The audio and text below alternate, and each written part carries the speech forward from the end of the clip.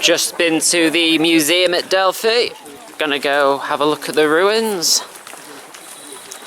Pretty secluded area. Hop on, hop off. We're gonna hop off from the hop on. It's like a path into an unknown world.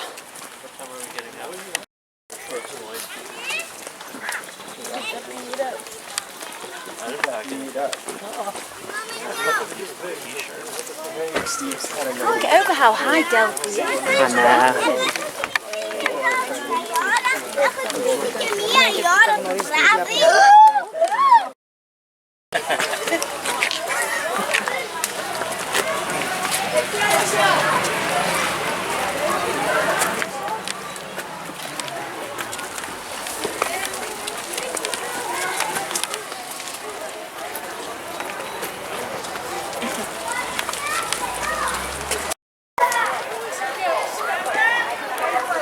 There we are, the first glimpse of Delphi.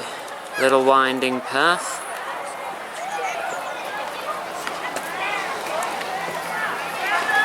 Up high in the mountains. Little fairy. Yeah.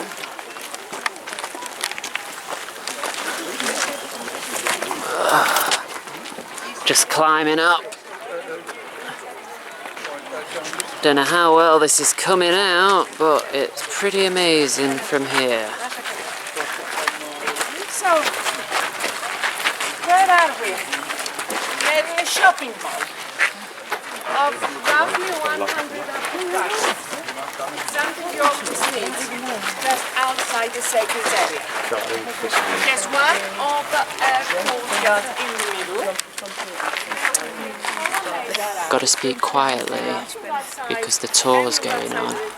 But if you were accused of a crime here, they would take you up to the top of that mountain and throw you off it. And if you weren't guilty, the gods would save you. Don't know how often that happened, but if you were guilty, you'd tumble all the way down. Remember that I told you you arrived here, the oranges were given once a month. There is a heck of a lot to see in Delphi. It's very busy and it's very steep. The plan was that I was going to follow the tour guide all the way up to the top and then make my own way back down and then walk through again with the camera explaining everything as I went.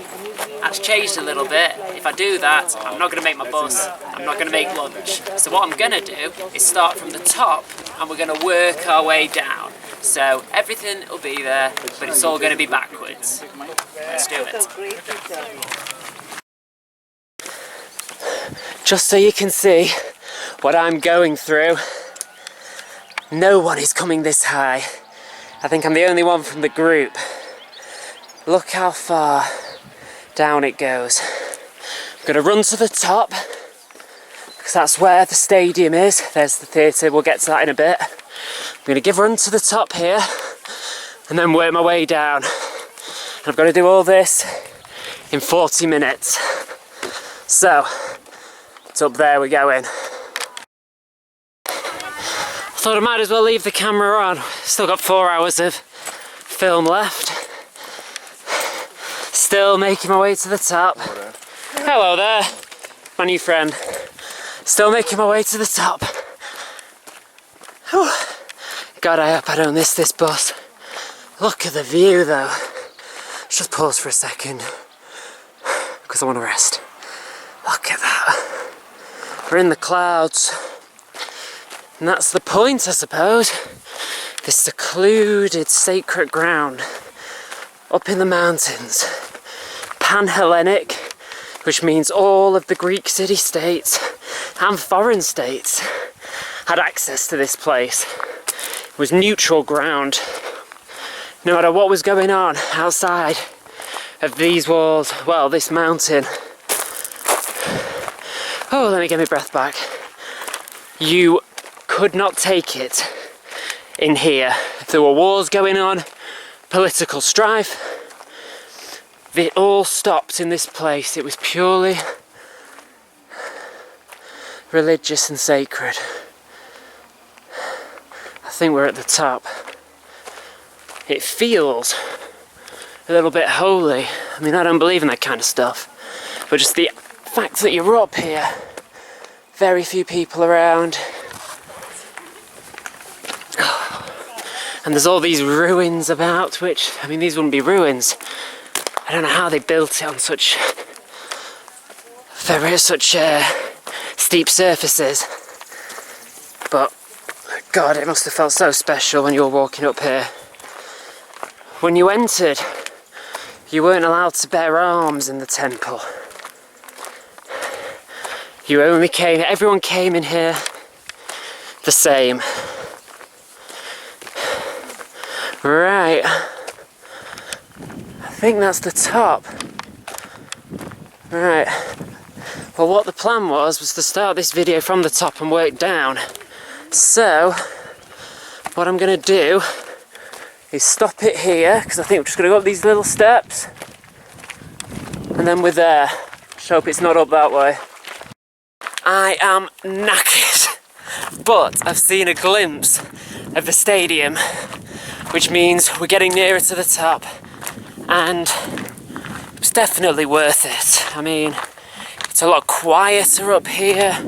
It feels more spiritual. It feels like you can connect to the ancients a little bit more than the bustling streets down below.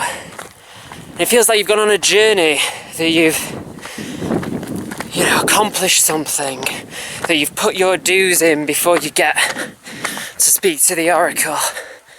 Anyway, I'll turn this camera around because I have no idea if I'm even in shot, so let's see if this is the top. I mean, can't go much higher. Sorry for how jolty this footage is, but it's really steep and difficult to climb up. Maybe I'm just unfit. Whew. Still a few people up here, made the trek.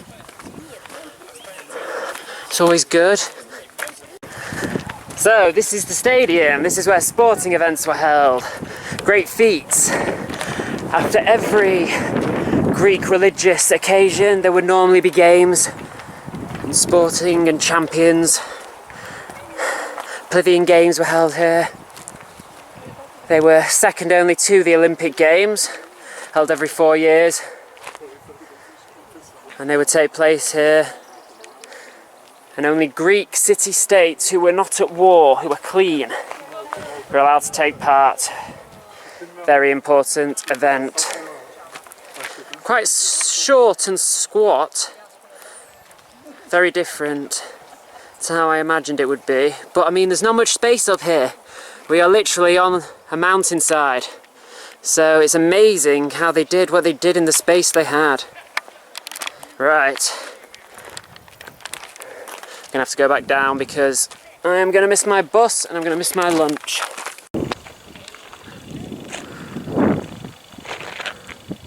There we go. Should we have a look down here? We are high up. I'm glad I'm not afraid of heights. Trees down there.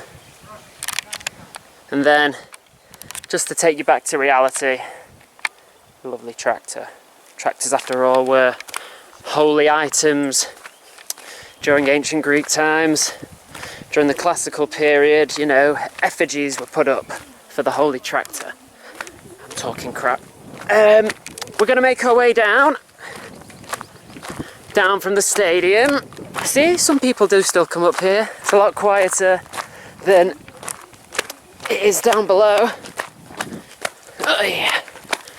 Sorry for the shaky footage. If you were here, it is so steep in some places. And we're on a strict time limit. I mean, look at that. We're high up. So we're going to make our way down now to the theatre.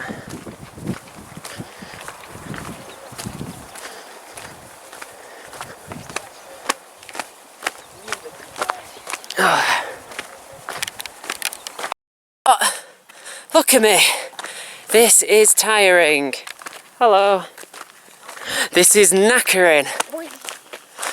Oh, we're nearly at the theatre now, but it's so steep and then there's such big steps, and I'm being shouted at now I think, big steps, that it's so tiring. I mean, a lot of this kind of stuff, this rubbly stuff, is from landslides because it's very wobbly ground.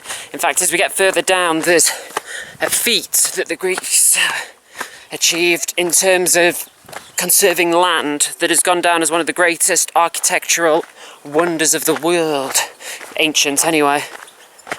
We'll get to that in a bit. See, down here, there is the actual main temple. Temple of Apollo, down there. But we'll get to that. I'm gonna go at a bit of speed now. I think we'll cut it out again until I get to the theatre, because it's taking a lot longer than I remember it being. Here we have, I've just been told I've not got much time left. In fact, you can see the person I came with, my aunt, all the way down there waiting for me. Isn't that nice of her, even though she couldn't be bothered climbing up. There is a top view of the theatre. Not quite as spectacular as Epidaurus, but then again, there isn't the space. It's amazing how they've conserved the space in what is basically similar to that. It's just a cliff face. I mean, mythologically, Apollo killed Pythos here, and that is why Delphi is on this spot. But it is an incredible feat of engineering, architecture, conserving land, shoring up land. Get down to the level of the theatre now. Okay, approaching the theatre. Here it is. Try and get a good shot of it. That is where the plays would take place. So the backdrop of the temple there. So you can see the plays would take place there. Temple in the background, as well as this amazing view. You got the stands up here. And this really, I mean, things were done in the name of Apollo, but this is Dionysus's realm. Plays would be put onto Dionysus, because whereas Apollo was said to spend 8 months in the temple, Dionysus then spent the remaining 4. So there was huge sacrifices made in his name, and he is, after all, the god of wine, pleasure, theatre, the total opposite to Apollo. You have chaos and order coming together. So that's the theatre. I'm gonna keep heading down if I can find the way down. I'm wondering if I can't climb up on here, there's rope. Rope always means no access. So I'm gonna head down because we're really running out of time now. A real quick view of the theatre from the ground level, where the performances would take place, but we are really struggling for time now. Right, so we're coming up now on the temple. That area behind the pillars is where the oracle would wait, and where those pillars are, that is the entrance where they would walk out and tell the awaiting person the news. Just gotta watch myself on the steps. The prophecies. You might not be going for lunch the other day. So many horrible spiders. I know, it's horrible. For here, that is pretty cool, big pillar. I'm trying to remember what that was. Can you remember what that pillar was? No. No idea. It was something. It was definitely something. But there's the entranceway to the temple. That's where they would come out. That's where sacrifices would be brought up. They would have to bring their goats all the way up this place to be sacrificed in the name of Apollo. Demanded blood for prophecy.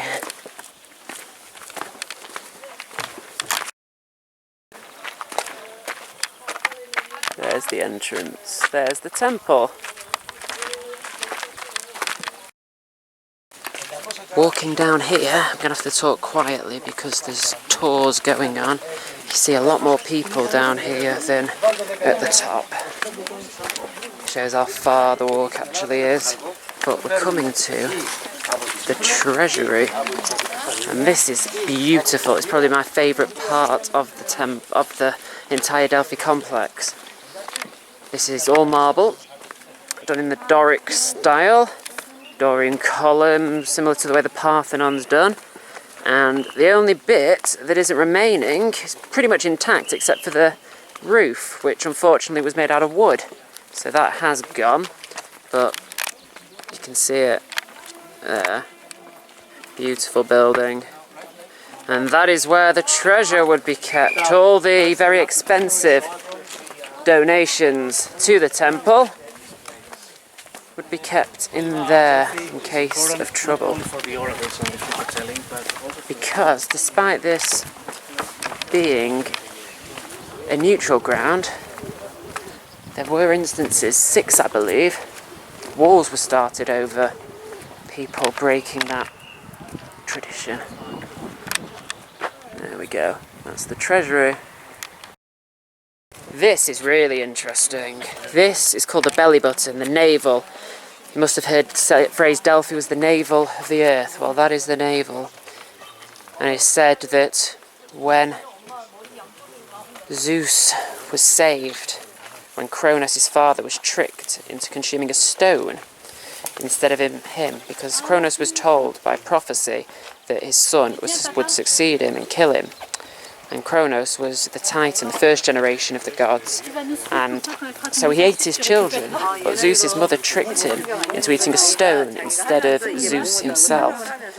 And then when Zeus eventually did kill Kronos, he was said to cough up the stone, and it landed here. And that is said to be the stone.